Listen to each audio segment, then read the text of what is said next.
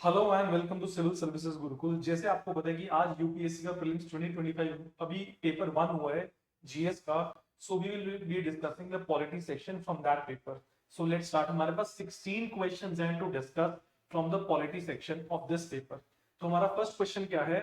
With reference to the government of India act, with reference to the government of India consider the following information. आपको उन्होंने बोला है कि government of India के आपको कुछ ऑर्गेनाइजेशंस के नाम बताए हैं, कुछ आपको ऑर्गेनाइजेशन का नाम बताए हैं, कुछ फंक्शन बताए हैं। आपने मैच द फॉलोइंग करना और इन्होंने पूछा है आपसे कि क्या ये इनके अंडर फॉल करते हैं या नहीं करते हैं। तो you have to do the match the following. तो पहला देखते हैं। फर्स्ट आपके पास है डायरेक्टरेट ऑफ एनफोर्समेंट। फर्स्ट आपके पास है, उसको बोलते हैं डायरेक्टरेट ऑफ एनफोर्समेंट। तो आपसे पूछा गया है कि डायरेक्टरेट ऑफ एनफोर्समेंट किसके अंडर काम करता है। तो इसका फंक्शन है enforcement of the fugitive economic offenders act 2018। It works under internal security division 1 of ministry of home affairs. तो ये है नहीं, गलत। Answer is no, that is wrong. First का है जी नो, ये इसके अंदर काम नहीं करता है, ये इसके अंदर काम नहीं करता है। सेकंड देखते हैं, डायरेक्टोरेट ऑफ रेवेन्यू इंटेलिजेंस, ये किसके अंदर काम करता है? जिन्होंने हमें ऑप्शंस दिए हैं किसका काम किया। It एनफोर्सेस the provisions of the customs act 1962, नहीं। Department of revenue ministry of finance, नहीं। तो इसके अंदर नहीं है। थर्ड हम देखते हैं directorate general of systems and data management, क्या इसका फंक्शन और ये जो डिपार्टमेंट है सही मार्क है या सही मैच है? नहीं, तो ये भी सही मैच नहीं है। तो हम देखते हैं कि इसका आंसर है क्या। लेट्स, इसका आंसर है क्या। तो फर्स्ट हम देखेंगे कि जो हमारा फर्स्ट डिपार्टमेंट है द डायरेक्टरेट ऑफ एनफोर्समेंट, जिसको हम बोलते हैं ED, the directorate of enforcement जिसको हम बोलते हैं ED, it works under the department of revenue in the ministry of finance, government of India. तो जो हमारा पहला ऑप्शन था वो ऑप्शन हमारा इसमें ठीक नहीं था जिन्होंने दिया हुआ था। इन्होंने हमें क्या कहा था? इन्होंने कहा था कि इंटरनल सिक्योरिटी नहीं, वो किसके किसके अंदर काम करता है? वो ईडी जो है डिपार्टमेंट ऑफ रेवेन्यू के अंदर काम करता है। सेकंड हमारा है कि the directorate of revenue intelligence, क्या ये department of revenue ministry of finance के अंदर है? नहीं। तो ये किसके अंदर है? ये आपका डीआरआई जो है आपका central board of indirect taxes and customs, CBIC के अंदर है, जो मिनिस्ट्री ऑफ फाइनेंस के अंदर आएगा। उन्होंने हमें क्या दिया? उन्होंने पूछा डिपार्टमेंट ऑफ रेवेन्यू, तो डिपार्टमेंट ऑफ रेवेन्यू के अंदर नहीं है, ये किसके अंदर है? सीबीआईसी के अंदर है। थर्ड ऑप्शन क्या था? Directorate general of systems and data management, क्या ये department of revenue ministry of finance के अंदर है? तो ये डिपार्टमेंट किसके अंदर है? ये भी डिपार्टमेंट आपका central board of direct taxes, CBDT, जो मिनिस्ट्री ऑफ फाइनेंस का पार्ट है ये भी उसके अंदर है। ये किसके अंदर है? तो ये सीबीडीटी के अंदर है।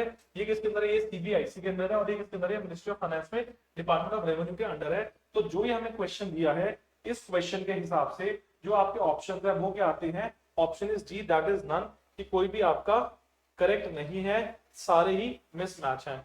सो this was the first question. तो क्वेश्चन नंबर सेकंड देखते हैं। क्वेश्चन नंबर सेकंड है, consider the following statements about Lokpal. Lokpal के रिगार्डिंग आपका एक क्वेश्चन है, आपसे पूछा कि कौन सा ऑप्शन ठीक है, कौन सा ऑप्शन गलत है। तो फर्स्ट ऑप्शन देखते हैं। फर्स्ट ऑप्शन में हमें क्या दिया गया? हमने कहा है the power of the Lokpal, the power of the Lokpal applies to public servants of India, yes, but not to Indian public servants posted outside, नहीं। तो पब्लिक सर्वेंट्स ऑफ इंडिया है, बेशक वो इंडिया में है बेशक वो बाहर है, जो आपके एम्बेसडर्स हैं या जो भी आपके ऑफिसर्स बाहर हैं, ये उसके ऊपर भी अप्लाई करता है। तो ऑप्शन यहाँ पे क्या हो जाता है? हमारा रॉन्ग हो जाता है। सेकंड देखते हैं, द चेयरपर्सन और a member shall not be a member of parliament और a member of legislature of any state और union territory and only the chief justice of India whether incumbent और retired has to be chairperson. तो option is correct, this is the correct option, yes ये correct है, ऐसा ही होना चाहिए। Third आपका है जी, द चेयरपर्सन और a member shall not be a person of less than 45 years, बिल्कुल सही बात है। मिनिमम एज आपकी कितनी दी है? 45 years on the date of assuming office as the chairperson और मेंबर एज द केस में भी। तो ये भी आपका ऑप्शन क्या है? ये बिल्कुल ठीक है। थर्ड है, Lokpal can not inquire into the allegation of corruption against the sitting prime minister of India. तो ये गलत है, वो कर सकता है, कर सकता है। तो उसमें नीचे हम एक्सप्लेनेशन देखते हैं, हमारा आंसर क्या आएगा? हमारा ऑप्शन आएगा दैट इज बी। ऑप्शन हमारा क्या आता है? ऑप्शन हमारा बी है। हम नीचे देखते हैं इसके अंदर हमारे पास क्या एक्सप्लेनेशन। तो जो फर्स्ट है, फर्स्ट के एक्सप्लेनेशन क्या आते हैं? According to the Lokpal and Lok Ayuktas act 2013, जो हमारे पास एक्ट है, the Lokpal has jurisdiction of over all public servants including these. तो जो ये कैटेगरी के पब्लिक सर्वेंट्स है इसके ऊपर लोकपाल की जुरिसडिक्शन है। अब यहाँ पे आपका क्या आ जाएगा कि बेशक आपका ऑफिसर इंडिया में या फॉरेन में है उसके ऊपर लोकपाल की जुरिसडिक्शन है। तो आगे हम देखते हैं फर्स्ट क्या है, वर्किंग इन इंडिया जो हमारा गिवन था, posted outside India such as Indian ambassador, consular officers और employees in foreign missions. Relevant provisions क्या है, सेक्शन 14 है जो लोकपाल का, वो क्या मैंडेट करता है, वो ये मैंडेट करता है definition of public servants broadly and does not exclude public servants posted abroad. Any person who is or has been in the service or pay of the government of India is covered regardless of their posting. तो section 14 यहाँ पे बता रहा है कि बेशक आपका officer India में है, बेशक आपका ऑफिसर फॉरेन कंट्री में है, सभी लोकपाल के अंदर क्वालिफाई करते हैं। सेकंड देखते हैं, सेकंड में जो हमें दिया है कि दिस इज ट्रू, इसमें क्या है कि जो लोकपाल का section 4 clause 1 sub clause B है वो कहता है the chairperson and every other member shall before entering upon his office relinquish मतलब छोड़ना पड़ेगा any office of profit and cease to be associated with any political party. ना ही आप कोई ऑफिस ऑफ प्रॉफिट होल्ड करोगे और आप किसी भी पॉलिटिकल पार्टी के साथ आपकी कोई भी एसोसिएशन नहीं होगी। Furthermore, a person shall not be eligible to become the chairperson or a member if they are a member of parliament, a member of legislature of any state or UT. तो जो हमें दिया था वो बिल्कुल correct है। Option 3 देखते हैं, ऑप्शन सी में क्या है, अकॉर्डिंग टू द सेक्शन 4, फिर दोबारा सेक्शन 4 की बात करते हैं। According to section 4 clause 2 of the Lokpal and Lok Ayukta act 2013, a person shall not be qualified to be appointed as chairperson or a member of the lokpal if they are less than 45 years of age. अब यहाँ पे as का criteria है कि less मतलब हमारे पास minimum age कितनी है 45, मैक्सिमम आपकी दी ही नहीं है। On the date of assuming office, यही हमारी स्टेटमेंट थी। This is to ensure that only experienced and mature individuals with sufficient expertise and integrity are appointed to these important positions. और option 4 देखते हैं, the Lokpal and Lok Ayukta Act 2013 क्या कहता है, originally had some controversy around whether the Lokpal could investigate the sitting prime minister or not, पर supreme court की 2018 में ruling आई है बच्चों, उसमें क्या बोला गया है, उस केस का नाम क्या है, Anil Kumar Sharma versus principal secretary case. It was clarified that the Lokpal can investigate, कर सकता है बच्चों, बिल्कुल कर सकता है, the sitting prime minister, but the investigation can only proceed with the prior approval of the prime minister. अब ये थोड़ा सा controversial है। और लास्ट में क्या है, this is a procedural safeguard, not a complete bar on inquiry. तो लोकपाल कर सकता है sitting president sorry sitting prime minister को भी। So this was our third question, sorry second question. Question number 3 देखते हैं, कंसीडर द फॉलोइंग स्टेटमेंट्स। ये पंचायत के ऊपर आपका क्वेश्चन है, इसमें हम देखते हैं ये क्वेश्चन क्या कहता है।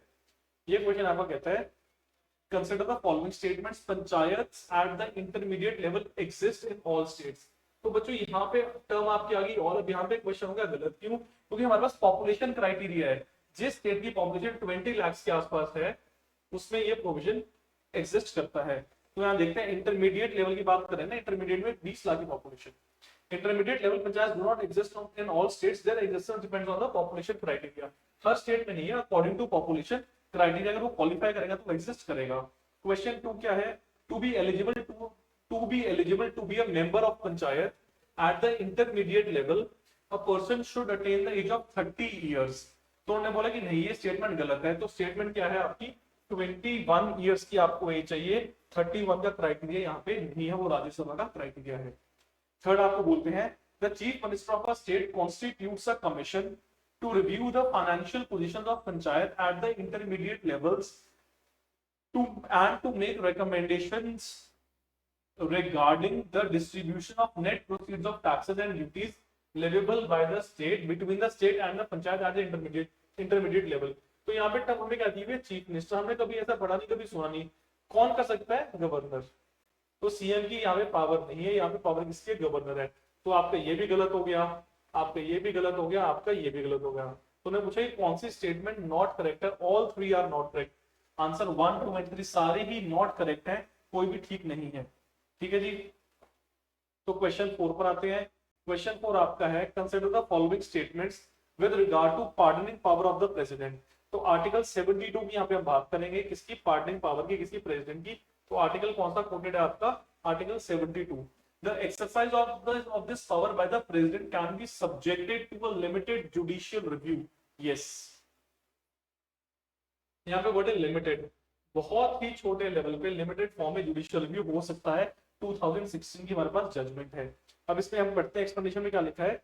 एक्सप्लेनेशन में लिखा है बच्चों आपका, Article 72 of the Constitution of India grants the President the power to grant pardons, reprieves, respites or remission of punishment, or to suspend, remit, commute the sentence of any person convicted of an offence। तो सारी चीजें कहाँ पे लिखी है आपकी constitution of India article number 72। This power is broad and discretionary but not absolute. ये सबसे बड़ी बात है कि पावर एब्सोल्यूट नहीं है, डिस्क्रिशनरी है। The supreme court of India has held in various cases that the exercise of the pardoning power is subject to judicial review but only in limited grounds। तो हमें बोला कि subject to limited judicial review, yes। 2016 की हमारे पास latest क्या है judgement है हमारे पास इस केस के अंदर। तो कौन से केसेस में या तो मालाफाइड इंटेंशन हो, या आर्बिट्ररीनेस हो, करप्शन हो, या वॉल्यूशन ऑफ द कॉन्स्टिट्यूशन हो। तो अगर ये चार केसेस हैं तो यहाँ पे जो प्रेसिडेंट की पावर है वो सब्जेक्ट टू जुडिशियल रिव्यू है। सुप्रीम कोर्ट ने खुद जजमेंट दी है 2016 में। ठीक है जी। सेकंड देखते हैं, the president can exercise this power without the advice of central government। तो उन्होंने बोला कि जो प्रेसिडेंट है वो without the advice of central government exercise कर सकता है। तो ऑप्शन है नो। ऑप्शन क्या है? नो। या फिर एक्सप्लेनेशन देखते हैं बच्चों, इसकी एक्सप्लेनेशन क्या है। The president can not exercise the pardoning powers without the advice of central government. क्यों? क्योंकि मुद्दा पहले सेंट्रल गवर्नमेंट बताएगी, काउंसिल ऑफ मिनिस्टर्स बताएंगे, उसके बाद ही आप इसको एक्सरसाइज कर सकते हो नॉर्मल सर्कमस्टांसेस। अगर कोई बहुत ही एक्स्ट्रा ऑर्डिनरी सर्कमस्टांस है तो प्रेसिडेंट ये चांस लेगा, नहीं तो नॉर्मल सर्कमस्टांसेस, नॉर्मल फंक्शनिंग के अंदर प्रेसिडेंट एक्सरसाइज नहीं करेगा। तो ऑप्शन हमारा क्या बनता है इस क्वेश्चन का? ऑप्शन हमारा बनता है option is a, that is one only. और सेकंड ऑप्शन हमारा नहीं है। ऑप्शन क्या है हमारा? One only. सेकंड हमारा गलत हो गया, फर्स्ट हमारी क्या हो गया? करेक्ट हो गया। इसके मतलब जो हमारा एक्सप्लेनेशन उसमें दिया हुआ है ईयर आपका 2016 और आर्टिकल क्या है आपका 72। फिर बेटा क्वेश्चन नंबर 5 पे आता है, consider the following statements. Question number 5 की इसमें हम देखते हैं, यहाँ पे आपको दिया हुआ है on the dissolution of the house of people. मतलब यहाँ पे किसकी बात कर रहे हैं? लोकसभा की। The speaker shall not vacate his her office until immediately before the first meeting of the house and of the people after the dissolution। तो बिल्कुल सही है कि स्पीकर आपका वोकेट नहीं करेगा जब तक आपकी फर्स्ट मीटिंग नहीं होगी। जब आपकी फर्स्ट मीटिंग होगी तो आपका स्पीकर प्रोटम जो है वो सिलेक्ट करेंगे और आपका जो पुराना स्पीकर है वो वोकेट कर देगा। सेकंड क्या है? According to the provision of the constitution of India, a member of the house of people on being elected as speaker shall resign from his her political party. तो बच्चे रिजाइन का मतलब क्या है कि आपको अपनी पॉलिटिकल पार्टी, अपनी सीट छोड़नी पड़ेगी। अगर आपने सीट छोड़ दी है तो आप स्पीकर कैसे अपॉइंट हो सकते हो? ये जनरल सेंस का क्वेश्चन है।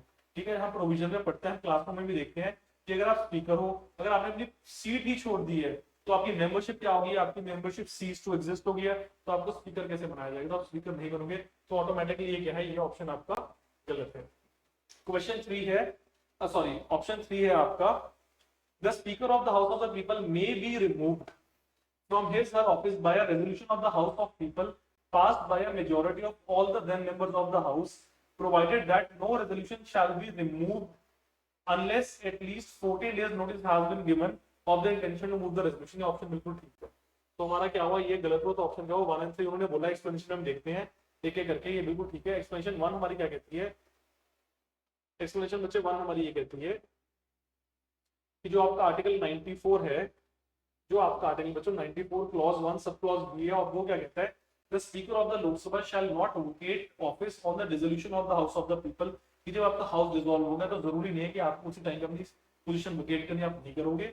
द स्पीकर कंटिन्यूज, वो वहीं पे रहता है in office until immediately before the first meeting of the new Lok Sabha after the dissolution। वो वहीं पे रहेगा जब तक न्यू लोकसभा की फर्स्ट मीटिंग नहीं होगी।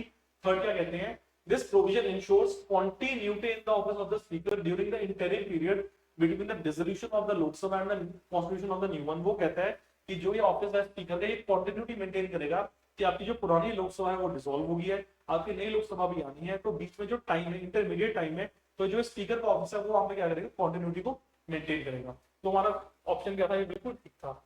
सेकंड हम देखते हैं, the constitution of India does not explicitly require. कहीं पे भी रिक्वायरमेंट नहीं है the speaker of the Lok Sabha to resign from their political party upon election. However, convention and parliamentary practice expect the speaker to be impartial and non-partisan. वो कहते हैं कि जरूरी नहीं है कि आपने छोड़नी है, आपने cease to exist नहीं करना है. To uphold this impartiality, most speakers voluntarily resign from their party or at least suspend their party membership during the tenure of the speaker. हमने वही बात करी ना कि जब तक आपकी टेन्योर है आप सस्पेंशन पे जाओगे टेम्परेरी, परमानेंट आप अपनी सीट नहीं छोड़ोगे. The anti-defection law exempts the speaker from disqualification for defection, allowing them to function impartiality, but no constitutional provision mandates resignation from the party. बच्चे कॉन्स्टिट्यूशन में कहीं पे भी नहीं लिखा गया है, कहीं पे भी लिखा नहीं है, कहीं पे भी पढ़ा नहीं है, हमने कहीं पे भी सुना नहीं है, तो ये चीज हमारे लिए एग्जिस्ट नहीं करती. एक्सप्लेनेशन सी देखते हैं, थर्ड में देखते हैं हम. According to article 94 clause 3, article 94 की ही बात की जा रही है. The Speaker of the Lok Sabha may be removed from the office by a resolution passed by majority of all the then members present of the House. Yes, 14 days का notice भी दिया जाएगा before the resolution for removal is to be passed या moved. This provision ensures that the removal of the Speaker is not done arbitrarily or hastily and requires a clear majority of the House. तो उन्होंने बोला कि आपको 14 days का notice देना पड़ेगा बताने के लिए, मूव करने के लिए रेजोल्यूशन, सो दैट आपकी इम्पार्शियलिटी मेंटेन हो. तो क्वेश्चन बहुत ही बेसिक, बहुत ही सब्जेक्टिव और आपकी नोटबुक और नोट्स में से आया है, डायरेक्टली क्लास में से. क्वेश्चन 6 की बात करते हैं हम आपकी. क्वेश्चन 6 आपका कहता है कंसीडर द फॉलोइंग स्टेटमेंट्स. हम स्टेटमेंट्स पढ़ते हैं. स्टेटमेंट 1 क्या है हमारे पास, if any question arises as to whether a member of the house of people, मतलब फिर आप किसकी बात कर रहे हो, लोकसभा की, has become subject to disqualification under the 10th schedule anti-defection law. 52nd amendment की यहाँ पे बात की जा रही है. The president's decision in accordance with the opinion of the council of ministers shall be final. गलत है, outrightly गलत है. डिसीजन किसका होगा, जो चेयर पे बैठा होगा. लोकसभा में कौन है, स्पीकर. राज्यसभा में कौन है, चेयरमैन. तो जो चेयर पे बैठा है डिसीजन उसका है, प्रेसिडेंट का कोई भी डिसीजन नहीं है. ये टाइम एंड अगेन हमने बार बार डिस्कस किया है. सेकंड क्या, there is no mention of the word political party in the constitution of India. ये भी गलत है. बच्चों एंटी डिफेक्शन लॉ की जब आप डेफिनेशन पढ़ोगे, 52nd अमेंडमेंट एक्ट को आप पढ़ोगे तो उसमें पॉलिटिकल पार्टी के बारे में बताया गया है, मेंशन किया गया है, तभी तो एंटी डिफेक्शन जस्टिफाई होगा. अगर आप एक पॉलिटिकल पार्टी को छोड़ के किसी और पॉलिटिकल पार्टी में जाते हो अकॉर्डिंग टू सर्कमस्टांसेस जो आपको फेवर नहीं करते, तो आपके ऊपर क्या लग जाएगा, एंटी डिफेक्शन. तो ये चीज क्लियरली मेंशन है यहाँ पे. ये गलत लिखा हुआ है कि मेंशन है, ये चीज बिल्कुल और क्लियरली मेंशन है. तो इसका आंसर क्या है कि कौन से करेक्ट है, कोई भी करेक्ट नहीं है, दोनों आपकी गलत है. इसके एक्सप्लेनेशन देखते हैं हम.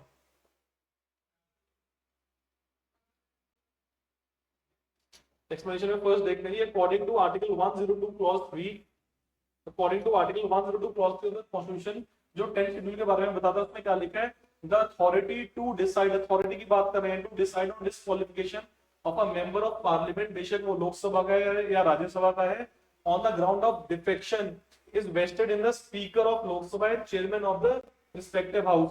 तो जिस हाउस में आप हो उसके जो चेयरमैन है, जो उसकी चेयर है, उसके पास ये पावर है, प्रेसिडेंट के पास पावर नहीं है.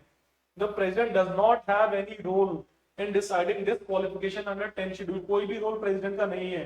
The decision of the speaker or the chairman is final and cannot be questioned in any court. ये फाइनल है, ये लिखा हुआ है चीजें. और सेकेंड है the term political party is mentioned explicitly, बड़ा बड़ा ब्रॉड लेटर्स में लिखा हुआ है, इन the constitution of India in several places, notably in the 10th schedule. The 10th schedule क्या कहता है, 52nd अमेंडमेंट एक्ट 1985 में ऐड हुआ था, वो क्या कहता है, deals extensively with the political parties defection and disqualifications of members on ground of defection. Besides, terms like political party also appear in other constitutional provisions, rules and schedules related to elections and disqualification. तो political party explicitly बड़ा बड़ा broad करके mention किया गया है आपके constitution के अंदर. ठीक है जी. क्वेश्चन 7 देखते हैं हम. यहाँ पे हमारे स्टेटमेंट्स की बात की गई है. स्टेटमेंट्स को हम देखते हैं. यहाँ पे क्या बात की गई है, उन्होंने बोला है स्टेटमेंट हमें वन दी हुई है, in India state governments have no power, मतलब जीरो पावर की बात की है, no power for making rules of grant of concessions in respect to extraction of minor minerals even though such minerals are located in their territories. तो outrightly statement गलत है. State government के पास power है, जो माइनर मिनरल उनकी territory में है तो स्टेट गवर्नमेंट के पास उसको रेगुलेट करने की पावर है, बिल्कुल है। क्वेश्चन 2 से स्टेटमेंट 2 देखते हैं। In India the central government has the power to notify minor mineral under relevant law.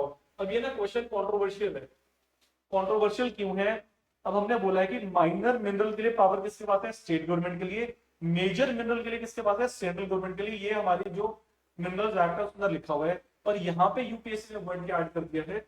Relevant law. अगर ये वर्ड रेलेवेंट लॉ ना होता तो ये दोनों ही स्टेटमेंट्स आपकी गलत हो जाती। फर्स्ट स्टेटमेंट तो आपकी गलत है, हम एक्सप्लेनेशन में देखेंगे, पर जो सेकंड स्टेटमेंट है वो आपकी करेक्ट है। करेक्ट क्यों है? क्योंकि यहाँ पे वर्ड क्या मेंशन है? Relevant law. अगर कोई रेलेवेंट लॉ बनेगा तो सेंट्रल गवर्नमेंट माइनर मिनरल्स को भी नोटिफाई कर सकता है। ठीक है, तो हम देखते हैं वो स्टेटमेंट 1 और 2 आर करेक्ट नहीं, वन तो हमारी गलत है, तो ये ऑप्शन ही गलत हो गया। वो स्टेटमेंट ये भी गलत हो गया। थर्ड है स्टेटमेंट 1 इज करेक्ट नहीं, statement 1 is not correct and statement 2 is correct. Yes, ये प्रोबेबल आंसर बनता है इस क्वेश्चन का। ये कंट्रोवर्शियल है। क्यों है? क्योंकि यहाँ पे टर्म क्या लिखी है? Relevant law. अगर ये टर्म रेलेवेंट लॉ ना होती तो, और हमारा ऑप्शन अगर यहाँ पे होता है इनकरेक्ट, कि बोथ इनकरेक्ट है, तो हम टिक कर देते, पर रेलेवेंट लॉ लिखा है तो आपकी ये करेक्ट है। तो इसके लिए हमारे पास क्या है? एंट्री 54 है किसकी? स्टेट लिस्ट की। यहाँ देखते हैं हम, यहाँ पे है according to entry 54 of the state list, जो आपकी list 2 in the 7th schedule of the constitution, regulations of mines and mineral development subject to the provision of list 1, जो आपकी यूनियन लिस्ट है, with respect to minerals specified in this one is subject primarily under the state government jurisdiction। तो jurisdiction किसकी है? State government की है। और हम सेकंड देखते हैं, minor minerals like building stones are primarily initially primarily under the jurisdiction of state government, पर as per entry 54 of the state list in the 7th schedule, वो कहते हैं कि जो आपका एक्ट है, एमएमडीआर एक्ट है, वो कहता है कि अगर कोई रेलेवेंट लॉ सेंट्रल गवर्नमेंट को बनाना है तो वो सेंट्रल गवर्नमेंट भी माइनर मिनरल के ऊपर अपना लॉ बना सकती है और उसको रेगुलेट कर सकती है। तो ये है सब्जेक्टिविटी ऑफ द क्वेश्चन, की आपको एक एक छोटे छोटे पॉइंट के ऊपर क्वेश्चन को आपको कैसे देखना पड़ता है कि क्या लिखा है। अगर ये बच्चे टर्म रेलेवेंट लॉ ना होती ना, तो ये हमारा क्वेश्चन सेकंड ऑप्शन हमारा क्या होता? गलत होता। तो इसका आंसर क्या है? Answer D. फिर आपका है जी क्वेश्चन नंबर 8। यहां पे हम ऑर्डिनेंस की बात करते हैं।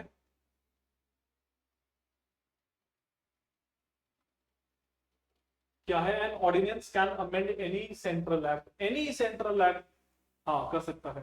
अगर कोई रेलेवेंट ऑर्डिनेंस बना है, स्पेसिफिक बना है उस एक्ट के लिए, तो उसको कर सकता है। ठीक है जी। सेकंड है, an ordinance can abridge a fundamental right. बच्चे सवाल ही पैदा नहीं होता, नॉट पॉसिबल, सवाल ही पैदा नहीं होता। फंडामेंटल राइट के लिए तो बहुत बड़ी बड़ी डॉक्ट्रिन्स आई हैं। सबसे बड़ी डॉक्ट्रिन के केस में भारतीय जजमेंट में बेसिक स्ट्रक्चर डॉक्ट्रिन, आपका जो डॉक्ट्रिन ऑफ एक्लिप्स है, सेवरेबिलिटी है आपका, ये सारे रूल इसके ऊपर अप्लाई करते हैं। तो कोई भी ऑर्डिनेंस फंडामेंटल राइट को वॉलेट नहीं कर सकता। An ordinance can come into effect from a backdate, yes, retrospectively भी अप्लाई कर सकता है। क्वेश्चन सॉल्व करना बड़ा इजी था। क्यों इजी था? अब हमें पता है कि ऑप्शन 2 जो है वो पॉसिबल नहीं है, तो हम यहाँ पे एलिमिनेट करते हैं। यहाँ पे ऑप्शन 2 आ गया तो आउटराइटली ये गलत हो गया। यहाँ पे ऑप्शन 2 आ गया तो ये गलत हो गया। यहाँ पे ऑप्शन 2 आ गया तो ये गलत हो गया। तो ऑप्शन हमारे पास क्या है? आंसर क्या है? Answer C. इसको बोलते हैं एलिमिनेशन टेक्निक। अगर आपको एक चीज पता है और आपको लगता है कि आपको बाकी चीजों के अंदर, जैसे इसके अंदर आपको कंफ्यूजन है, तो आप एलिमिनेशन टेक्निक यूज कर सकते हो और अपने आंसर को निकाल सकते हो और क्वेश्चन सॉल्व कर सकते हो। ठीक है जी। ऑर्डिनेंस करता कौन है? Issue president at the union level और governor at the state level. President के लिए आर्टिकल क्या है हमारे पास बच्चे? 123। गवर्नर के लिए आर्टिकल क्या है? 213। ठीक है जी। फिर आपका क्वेश्चन नंबर 9 आता है। ये आपका जोनल काउंसिल्स के रिगार्डिंग क्वेश्चन है। अब यहाँ पे आपका आता है with reference to India consider the following। सबसे पहले इंटर स्टेट काउंसिल, आर्टिकल 263 की बात कर रहे हैं। दूसरा आपका नेशनल सिक्योरिटी काउंसिल। थर्ड आपका जोनल काउंसिल 1956 में स्टेट रीऑर्गेनाइजेशन एक्ट की बात कर रहे हैं। How many of the above were established as per the provision of the constitution of India. Constitution of India के हिसाब से अगर हम देखें तो ये फैक्चुअल क्वेश्चन है। इसमें हमारे पास ऑप्शन क्या आएगा? सिर्फ one, that is only one. बाकी दोनों कॉन्स्टिट्यूशन ऑफ इंडिया में नहीं है, बाय लॉ एस्टैब्लिश की गई है।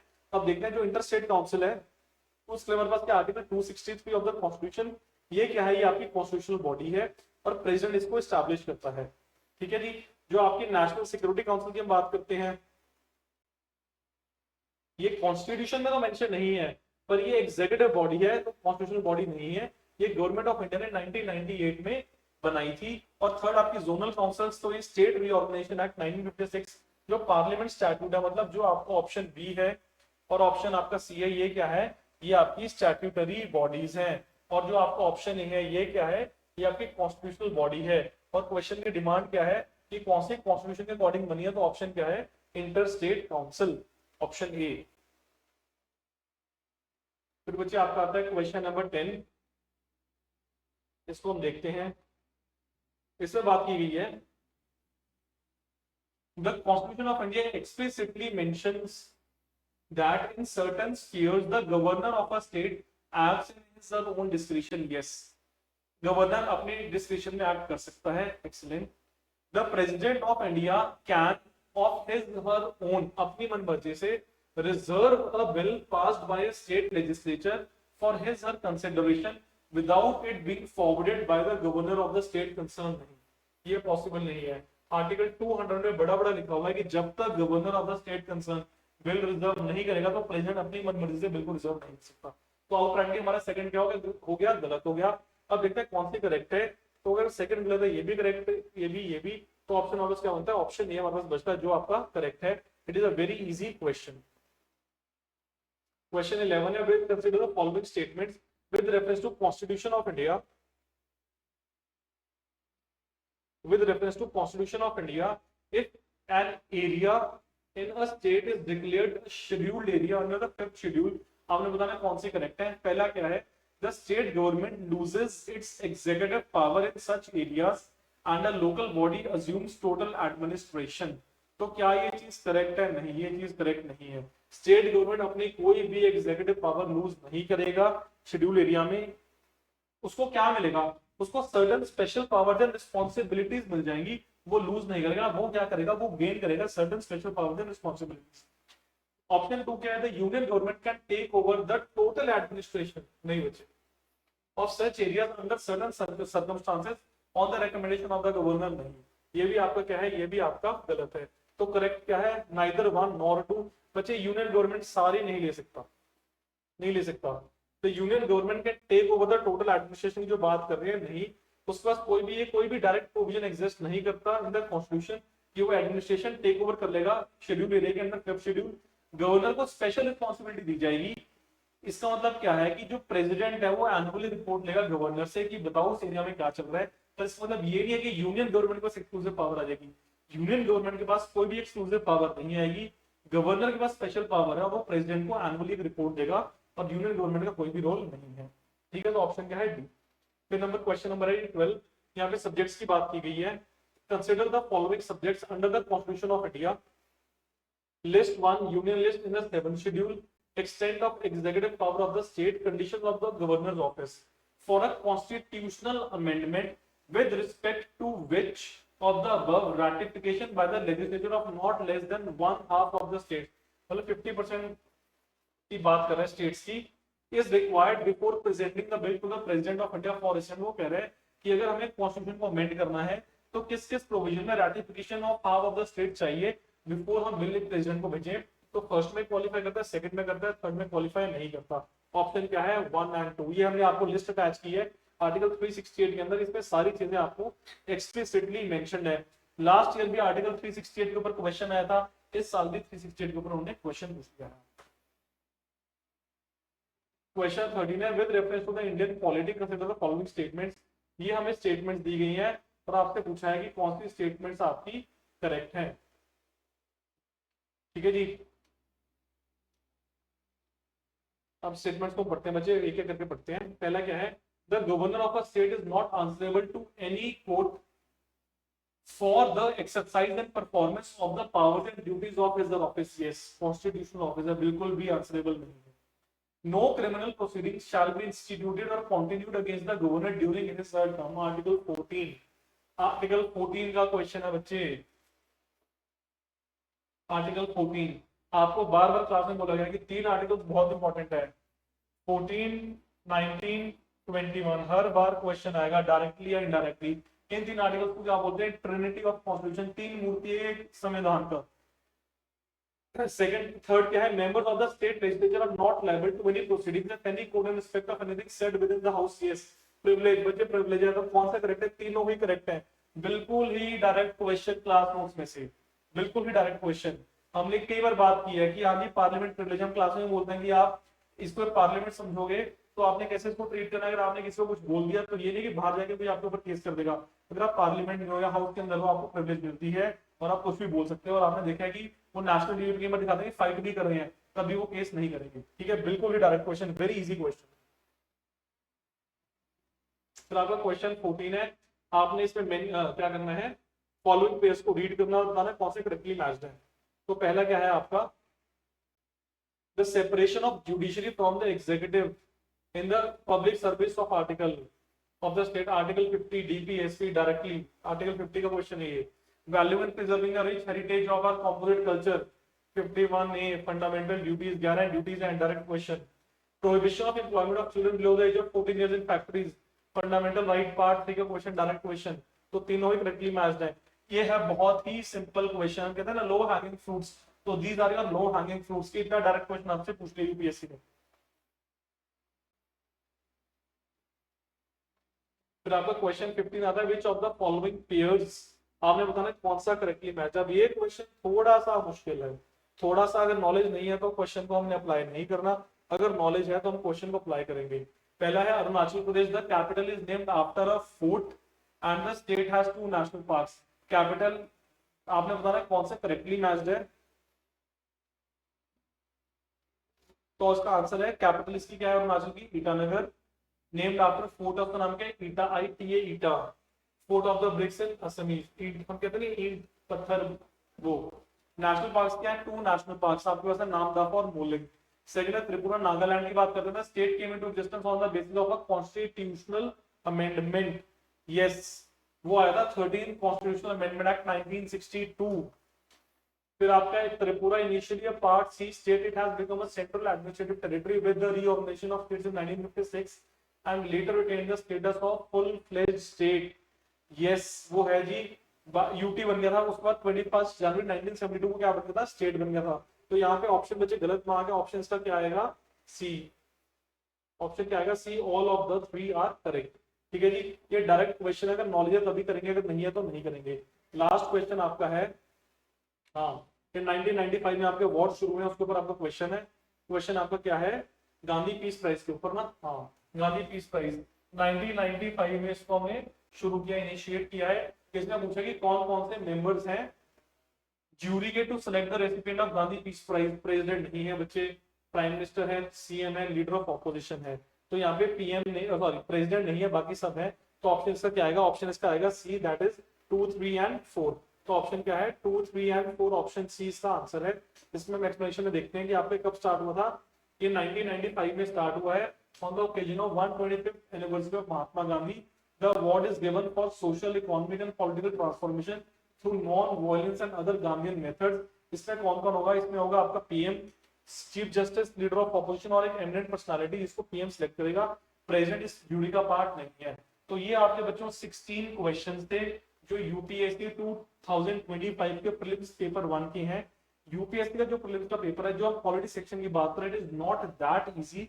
कुछ क्वेश्चन बहुत ही डायरेक्ट हैं, कुछ क्वेश्चन फैक्चुअल है, और कुछ क्वेश्चन टफ कैटेगरी में फॉल करते हैं। तो हमने यहाँ पे देखा कि अगर 16 में से हम एनालाइज करें तो हमारे 10 to 12 क्वेश्चन हैं जो डुएबल हैं, 4 क्वेश्चन है जो आपका एक्स्ट्रा एफर्ट मांगते हैं। अगर आपको नॉलेज है तो आप कर सकते हो, अगर नॉलेज नहीं है तो आपने उनको नहीं करना, फिर आपके नेगेटिव होने के चांसेस ज्यादा है। So thank you so much.